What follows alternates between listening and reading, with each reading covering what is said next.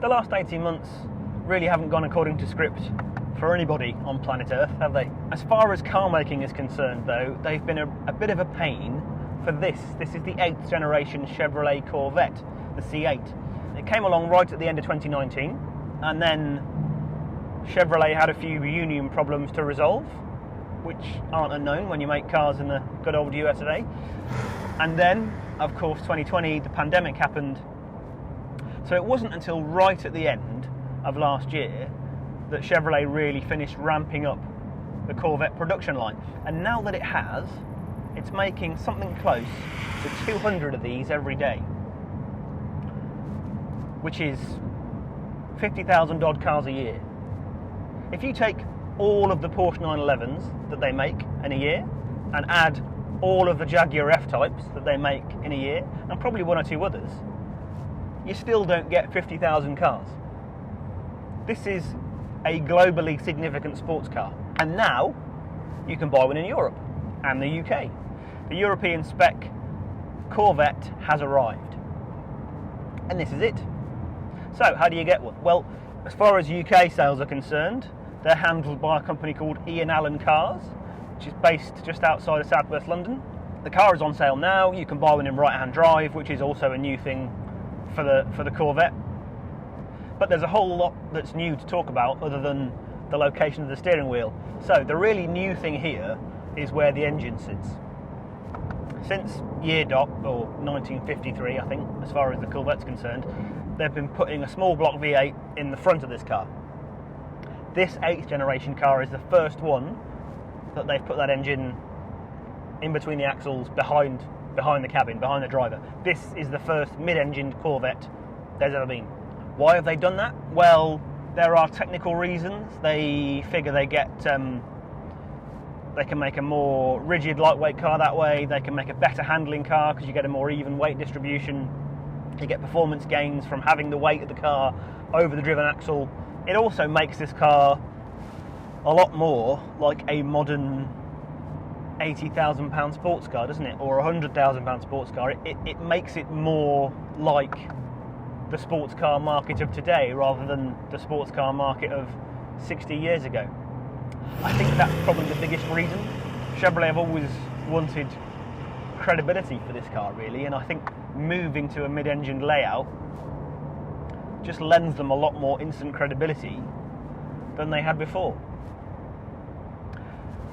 There are other new things to report too. So moving to a mid-engine layout means they've also had to get rid of the composite transverse leaf springs that the Corvette had in previous generations. Those leaf springs sort of delivered the car's low profile because they were easier to package and they took up less vertical space, shorter turrets. They allowed Chevrolet to have this big boot in the back of the car and a generally low profile, low turrets, low bonnet, low boot lid. But you can't package a transverse leaf spring in a mid-engine car. There's just too much stuff between the rear axle to be able to put a transverse leaf spring across there. And there are also benefits from moving to a coilover another way. So a coilover suspension system is manually adjustable, and a coil spring is just a simpler thing. The car is more tunable on coils. You get better quality control because your coils are easier to make, so they're just a more flexible, better technology for Chevrolet than the leaf spring was. So, mid-engined, coil sprung. This is also the first Corvette that hasn't come with a manual gearbox. It's got an 8-speed twin clutch transmission from Tremec, and that's the only gearbox it comes with. European versions get what Chevrolet calls the Z51 pack as standard. So they get lowered, stiffered suspension, they get uprated brakes, better cooling, a shorter final drive ratio, and some aero tweaks. You get all those for no extra cost, just as standard on European cars. You also get an electronically controlled limited slip diff as part of the same transmission. It's sort of built in, so that's just standard on this C8 Corvette. And you can have magnetically controlled magnetorological adaptive dampers as an option. So notionally, that's quite a lot of difference, isn't it? That's quite a lot to take in. And if you're Chevrolet and you want to make a car that looks and feels like the Corvette that everybody knows and loves, but that is that much different technically from the car that it replaces, you're giving yourself quite a tough challenge. In terms of the way it looks, the jury's still out for me. I think it looks just a little bit generic. It really beats me how they were ever going to make a car here that looked anything like a C7 or a C6 or any other Corvette there's ever been, given that they were changing the whole ethos of the car, moving the engine, moving the cabin forward, changing the proportions of the car that much. They were never going to end up with something that looked like a Corvette, were they? This car to me looks more like a Ferrari F430 that's sort of been taken over or possessed by, you know, an F22 Raptor or the spirit of Tom Cruise. You know, it's just coincidence that this car is hitting Europe at the same time that the new Top Gun film is in cinemas. But it could have been designed to be an extra in that film, and if it isn't in it, I'll be disappointed. So how does it feel inside to sit in? Well, different, honestly. You sit further forward than you used to in an old Corvette, so you get into an old Corvette and you felt like you were sitting right on the rear axle and there was miles of car out in front of you, big old bonnet stretching to forever, and you were a long way from the front wheels, and that brought some dynamic challenges, but it also sort of set the template dynamically for the driving experience. It set the tone, and this car just has a different tone and a different character. It places you right next to the rotational point of the chassis. You know, you feel like you're sitting at the point around which the whole car turns as it corners, which is good. It's probably better. I'd probably rather be there than sat over the rear axle, but it doesn't feel very Corvette-y. To me, you seem to sit a little bit higher in the car than you did in the old Corvette as well. I'm not a giant, I'm 6'3". I'm perfectly comfortable in this car, but I would just like to be another couple of inches lower in the seat than I am. I'd like another inch or two of headroom. I think if I put a helmet on in this car, my head would probably be on the ceiling, which isn't unknown in mid-engine sports cars. It happens. It's just odd that Chevrolet's just had the opportunity to take this car back to a clean sheet, but it's still got sort of imperfect packaging in some ways. But it's not beyond the wit of saving. I think a better lower driver's seat in this car would sort it out. It would do everything that needs to be done to sort out the driving position. The rest of the cabin, though, I have to say, is pretty impressive. I mean, there's all of the technology and the systems in here that you would want. You've got head-up display, digital instruments, an infotainment system, navigation system that's very accessible, nicely placed. The sort of fit and finish of the cabin is actually all right. You know, we're used to Corvettes that for years and years really weren't up to snuff. You know, you couldn't really get in a C6 or a C7 after a contemporary 911 and think it felt like 60, 70, 80,000 pounds worth of sports car. I think you probably could here. There's no reason that this car ought to leave you feeling shortchanged in any of those respects. And in terms of usability, again, it's pretty good. You've got, you know, good space for two occupants in here. There's no room behind the seats, but you've got a smallish boot in the front, a frunk, which you can get, you know, a small case and then maybe a small shoulder bag in, and then at the back there's quite a long, wide, deep boot. Not as big a space as you used to get in a front-engine Corvette, but big enough, they say, to get a set of golf clubs in, probably two, if you really wanted to. And that's also where the roof panel goes if you want to convert a coupe to a sort of a targa top. This literally just lifts out, you slot it in the boot, shut the lid, and there you go, you have an open-topped Corvette. Why would you need to buy a convertible? Beats me.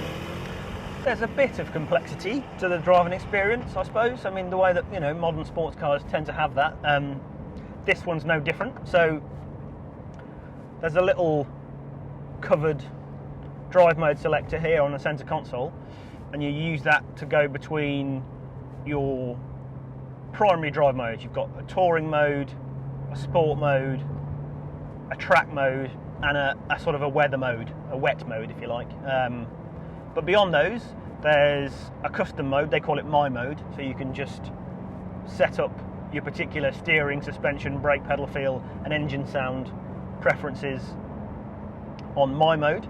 But this is the new thing, so there's a new Z mode which is toggled on and off here on the steering wheel, and it's sort of like a quick fire kind of custom angry mode if you like. BMW does something similar, Audi RS does now, and I guess Mercedes AMG probably do. So you can just press one button on the steering wheel like that, and then you get all the preferences right down to another level down. So your kind of engine and gearbox calibration, the engine sound, the traction control management, you can set all that up and sort of configure it and tune it to your own liking as you go. And then when you get off the motorway or you get to your favourite road, you can just hit the Z button and the car is configured exactly how you like it. It just gives the car that extra sense of instant configurability, and it means you don't have to faff about quite so much on the touchscreen with all the individual settings to get it set how you like it. You sort of do it once, you refine the setting, your own setting, and then you just dial it up really simply like that, and you're in. So I've been messing about with my Z mode for a little while now, and I think I've got it set how I like it. It's mostly with everything set to sporty. You know, I've got maximum engine exhaust noise, I've got maximum shift speed for the gearbox, I've got the traction control dialed back to almost nothing, but I've got the suspension and the steering just set to a sort of a midway mode, not quite dialed up to everything. Having said that, even if you have this car at its angriest, it's not a particularly aggressive, you know, agile, firm riding sports car. That's the first important thing we should record, I suppose, that this car is still a bit of a moderate. It's not darty pointy like a mid-engine Ferrari. It's clearly intended as a slightly versatile, daily usable sports car. They haven't gone too mad with it. That's probably wise, because when you look at the spec sheet, you realise that it's not the lightest car of its kind. I think the Targa Coupe is 1,655 kilos, which is fairly heavy for an aluminium chassis, you know, mid-engine sports car. It's about 100 kilos heavier than the C7 was, and it's also longer. So yeah, bigger car, slightly heavier car. I think you can feel that in the way this car rides and handles. There's just a slightly heavier, big car vibe about it. It doesn't turn into corners as crisply as that, and it's got this sort of slightly lopey ride about it, which just communicates its mass a bit. It doesn't feel like a Lotus or a Porsche or a Ferrari. There's a bit more heft to it than that. But even though this car might feel a bit bigger and heavier than our mid-engine benchmarks for it, it's still made some enormously significant dynamic strides. It's just a bit gentler in the way it goes into a corner, but it does have real natural poise like no other Corvette has ever had, and that just comes from having its major masses in the right place. So while it doesn't handle like Corvettes used to, it's hard, very hard, not to like the way this car handles, and it rides really nicely too. It's not firm, it's not aggressive or tetchy, but I tell you what, I still think the reason you would buy one of these cars, it's still back there. It's still that small block Chevy. I know it's a new engine, so it's an evolution of the LT1. It's called the LT2. It was developed for this car, and it was reconfigured so that it could sit lower in the car and really deliver that low centre of gravity that Chevrolet wanted. And European cars get slightly less power than the American ones because of Euro 6D emissions compliance. So I think we get 475 horsepower and 450 something pound-foot, and that's probably about 20 20 horsepower less than the American ones get and similar on torque. It's still the only naturally aspirated V8 that you can get in a modern sports car, full stop now, I think, apart from maybe the Mustang. That's probably the only other one. And it just sounds lovely. It's such an authentic, vocal, genuinely wonderful presence, and it works through the same old long travel throttle calibration that these cars have always had, and it's got this wonderful linear delivery, so you can have a little slug of torque if you want it and just squeeze the throttle, or you can give it a good dig and have a lot of noise, or you can just upshift and stroke the car along and let it pull under load from low revs and just feel like you can hear every single detonation, and it's rich and it's enticing and it's just wonderful to have in the car, even if you're not driving remotely quickly. I don't think there's anything I'd change about that engine. I mean, why would you? It's just wonderful. The gearbox, it's got some slightly strangely chosen ratios. For some reason, there's a bit of a gap between third and fourth gears. I suspect that's because, up to third gear, you're in the performance zone. And so they're a bit shorter chosen ratios to give the car that greater initial performance. And then when you hit fourth, you start to get up towards the cruising zone. So when you're on the road, like this flowing road, sometimes you get a little bit caught between third and fourth gears, just a little bit. But it doesn't trouble you for long. The great thing is about the character of the car that it's wonderful at 6 7/10. It communicates, and it's a little bit comfy and nice to use at a gentle pace. But it's also a proper sports car, so it goes pretty hard, and the handling gets more and more involving and interesting as you put a bit of speed into it, as it should. There is body control here, there is good balanced grip and good handling composure. And I guess we can quibble about whether this is a real Corvette, what's been lost in the transition. Who can say? But all of that change has definitely fed in to a more credible package here. This is a better sports car and a better, a more credible Porsche 911 rival than Chevrolet has ever had. So it's very hard to argue with what they've done. It might be a bit less Corvette, it might be a bit less alternative. If you've done the 911 thing and the Lotus thing and you're looking for that last change of gear, maybe you don't find it here like you're quite used to. Maybe that's a shame. But for the most part, for most owners who just want a really good sports car that they can use in all manner of different ways and all manner of different occasions, I think this is a better Corvette, and that's the bottom line, isn't it? Better car, and that's probably progress. Anyway, thanks for watching. Don't forget to like and subscribe. I'll see you next time.